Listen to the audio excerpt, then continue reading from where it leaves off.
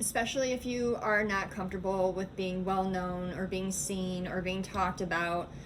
You may have done a lot of healing from being talked about in negative ways. Maybe you struggled with a lot of self um, criticism and self-doubt and not having confidence, and you're finally working through that, and you're starting to gain confidence not only in yourself as a person but in your abilities. You're starting to realize that what you have to offer, you believe in yourself, and you're seeing that people believe in you too, and it's giving you a little bit of a boost, a little bit of a confidence boost.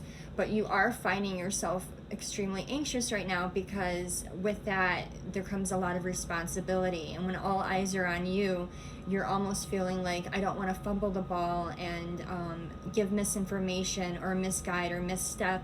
And all I can tell you that Spirit is saying is to keep honing in on your intuition, and don't feel rushed to have to put content out or information out because you're afraid of losing followers. You're afraid of losing, like people's faith in you. It's the messages that matter. It's when divine gives you something and you follow through and you put it out there. It's who it's reaching. It's who it's hitting. That's what's important. Divine already knows that when they give you this information and you put it out to the world, who it's going to hit, and they want those people to see this. So it's really not about numbers at this point. It's about the content that you're putting out and making sure that it's aligned with what divine wants put out. So this is definitely a message for your intuitives and your public speakers and those that are called to help others ascend in this 5-dimensional shift, so to say. But anyways, let's do one more card. I want to wrap up this particular reading with a Archangel Michael Oracle card for any more advice in regards to this message. Any more advice from Divine.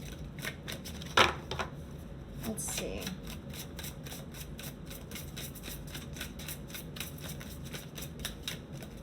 Okay. You created this situation and you have the power to change it. So for those of you, like I said, that are still dealing with, lower timelines or people or situations that are kind of holding you back from moving into this time of growth and elevation and spiritual upgrades and your divine calling. You need to take a good look again, figure it out, one thing at a time, and decide, is it worth it? What do I need to do? Have I done enough? Do I need to pull my energy away? Where do I need to redirect my energy in order to change, in order to shift up? You created the situation and you have the power to change it. The power is in you. The choices that you make every single day affect your reality. You have to realize the decisions that you're making ultimately affect everything that happens from that point forward. So you are in control. Always remind yourself, I am in control of my life and my choices. And as an empath, I can relate, and I'm sure you feel this way too, that making choices to walk away are very hard. You don't want to hurt people's feelings. You don't want animosity. You feel the hurt when others hurt. So it can make being strong and giving yourself protection and self-love sometimes a challenge, because you empathize and you always can see the other person's perspective, especially if you're intuitive. So that can pose a challenge. You're being guided to be strong and to make good choices for you, because you are an example, especially if you're well known, especially if you have a platform with a lot of followers. the more that you put into yourself, the self-love and protection, and making good choices that align you with your higher calling, people are going to see that. People are going to see you, and you're the example. You're setting the example for others to follow. So always remember that we can say one thing here and do another thing out there, and it doesn't line up, and people will see that too. You want to have integrity and be a person that follows your own advice. Really quick though, before I do wrap this up, I wanted to read to you from the guidebook on the first card we pulled, the Maya card. It's really pretty. It says, star words: fertility, begin, open. A star is born. Maya, the universal midwife, supports you in opening wide to conceive, receive, and consciously deliver your divine creation.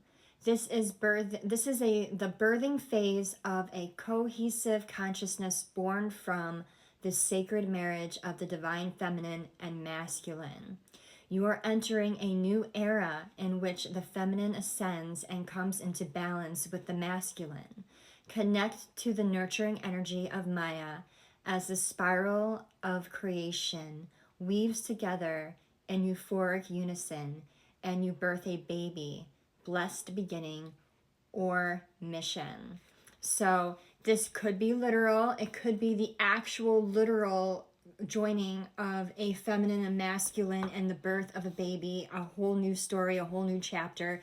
It could be metaphorical, where they're actually talking about the unison of you finally balancing out your feminine and masculine energies within yourself and birthing creations, birthing a new you, a new timeline, a new journey. So take it as it resonates. But all in all, I think this message was beautiful. I think it's important. I think you need to work on your anxiety and not fear being seen. Don't be small.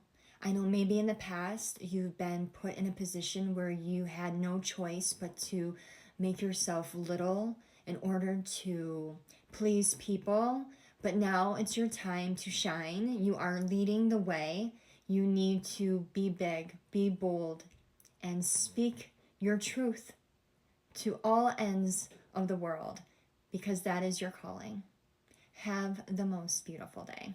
Bye.